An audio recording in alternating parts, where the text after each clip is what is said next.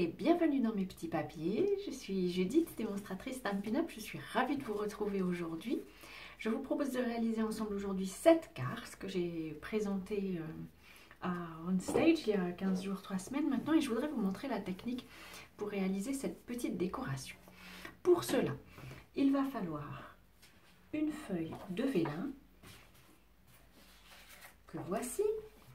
J'ai préparé mes tampons qui viennent d'un nouveau set de tampons que vous allez pouvoir acheter à partir du mois de janvier qui s'appelle Fleurs pour toujours. J'ai vraiment été très fan de ce set, donc j'ai cherché des idées pour de nouvelles créations. Ça a été un exercice que j'ai adoré. Nous allons, pour le début de cet exercice, commencer par tamponner l'illustration qu'on trouve ici. Alors ce qu'il faut retenir, c'est que l'illustration va être dans l'autre sens, c'est le verso qu'on va utiliser.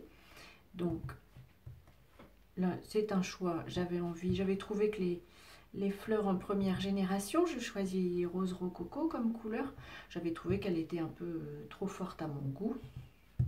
Donc je le tamponne en deuxième génération.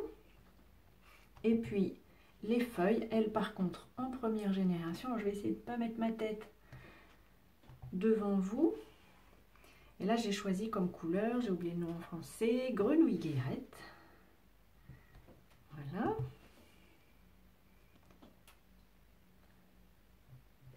On essaye d'être le plus près possible des fleurs.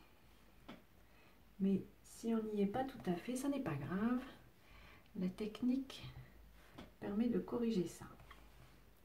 Voilà, j'ai terminé de tamponner. Alors le papier vélin sèche beaucoup moins vite que le papier cartonné, donc une partie compliquée de cet exercice, c'est qu'il faut être patient.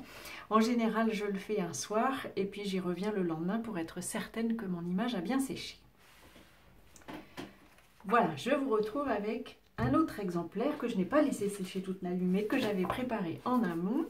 Pour cet exercice nous allons avoir besoin du petit tapis, je ne sais plus son nom en français, je vous le mettrai sur le blog.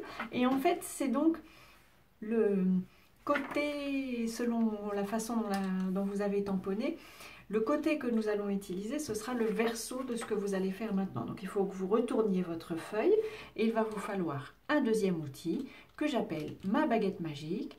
Alors malheureusement elle ne fait ni le ménage ni la cuisine, mais en même temps je n'aime pas beaucoup faire mes petites cartes avec les doigts tout graisseux. Et voilà, l'outil que nous allons utiliser cette fois-ci, c'est le stylet. J'ai choisi la mine la plus fine. Et en fait, on va tout simplement dessiner au-dessus de ce qu'on vient de tamponner. Alors, je suis très nulle en dessin. Mes vaches, et mes cochons, mes chevaux, tout se ressemble. Par contre, dessiner comme ça au-dessus d'un dessin, j'en suis capable. Alors, le mieux, c'est de commencer avec une pression limitée pour s'assurer qu'on ne perce pas le papier vélin, quitte à repasser plusieurs fois sur les fleurs. Par exemple, j'aime bien passer plusieurs fois pour m'assurer qu'on voit bien le dessin. Je termine la fleur et je vous montre tout de suite ce que ça donne. Voilà, on obtient un dessin comme celui-ci où on devine l'illustration qu'on a tamponnée en couleur et surtout il y a cette petite mise en valeur par le blanc qu'on vient de dessiner. Alors je ne vais pas vous imposer tout l'exercice, j'en ai fait une autre feuille et donc la version terminée ressemble à celle-ci. Je voulais vous montrer, elle est un peu gondolée, je ne sais pas si vous pouvez le voir à la caméra, c'est normal, c'est parce qu'on a appuyé sur le papier vélin. Vous pouvez la laisser comme ça si c'est ce que vous souhaitez, ou alors moi je l'ai aplati en le passant dans une plastifieuse en fait. Et du coup le papier vélin devient un plat à souhait. Et c'est celui-ci qu'on va utiliser pour faire la décoration. Je vous remets la carte qui m'a servi. Alors elle a même encore ces petits velcro parce que j'ai eu envie de les garder en souvenir d'On Stage et du coup j'ai laissé les velcro. Oui, chose que je ne vous ai pas dite, si vous avez envie, vous pouvez aussi ajouter des petites décorations comme celle-ci. Pour ça, il suffit tout simplement de faire un point avec le stylet et on a comme une sorte de petits bijoux. J'aime beaucoup l'effet que ça fait.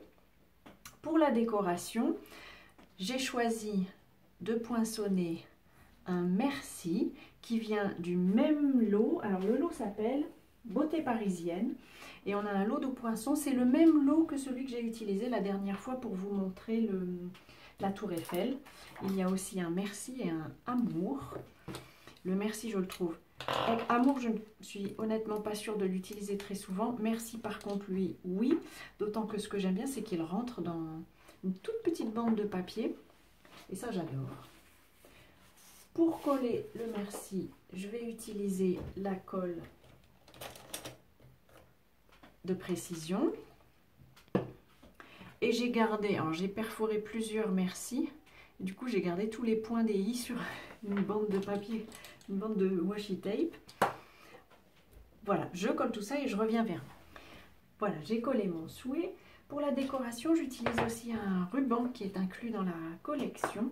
Et alors, ces couleurs, c'est pétale rose et il y a une bordure couleur champagne que je trouve très jolie. Je vais en découper une partie. Alors, je commence la décoration comme ça sur le vélin parce qu'en fait, tous les endroits où je vais poser des décorations vont me permettre de mettre un peu d'adhésif pour coller le vélin justement sur la carte elle-même. Voilà. Et donc je colle cette bande tout en haut du vélin.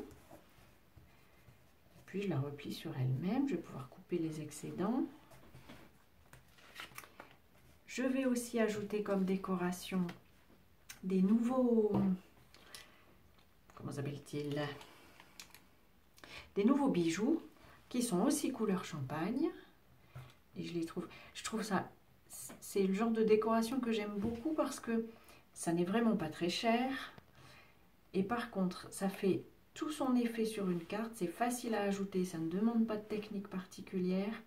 Mais franchement, c'est un des éléments qui permettent de montrer à votre destinataire que c'est une carte fait maison et pas une carte que vous avez achetée dans le commerce et qui est un peu plate. Là, c'est pas le cas. Et en plus, ces petites décorations, elles vont me servir parce que ce sont des endroits derrière lesquels je vais pouvoir mettre un mini point de colle à nouveau pour faire adhérer mon vélin sur la carte.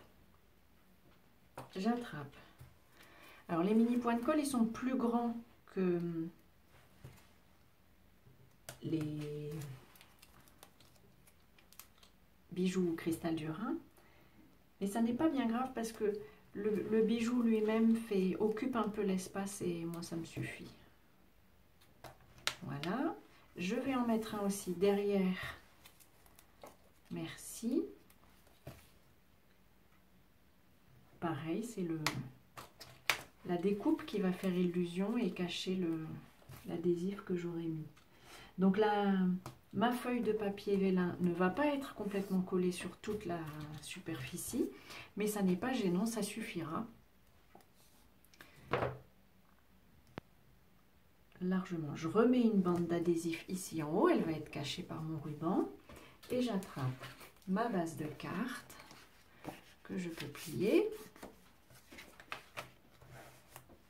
J'enlève la protection de l'adhésif.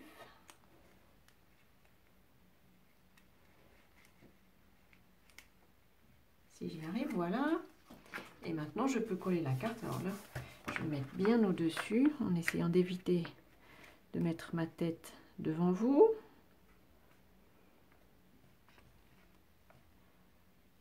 Voilà. Alors, comme vous voyez ici, je dépasse un peu, mais ça n'est rien. Avec une paire de ciseaux, je vais pouvoir le découper pour qu'il soit pile à la bonne dimension. Et voilà, la jumelle de cette carte. J'ai plein de personnes à qui je dois envoyer des cartes de remerciement prochainement, donc j'en ai fait une jumelle. Voilà, j'espère que cette technique vous aura plu, qu'elle vous aura inspiré un tas d'autres cartes. Elle est adaptable à tout un tas d'images qui vous plairont. Vous pouvez aussi choisir des tampons pleins, c'est joli aussi. Voilà, enfin bref, j'espère que cette carte vous a plu, qu'elle vous inspirera vos cartes, et je vous donne rendez-vous à très bientôt sur les petits papiers d'Ilse avec, si possible, des journées très créatives. À bientôt!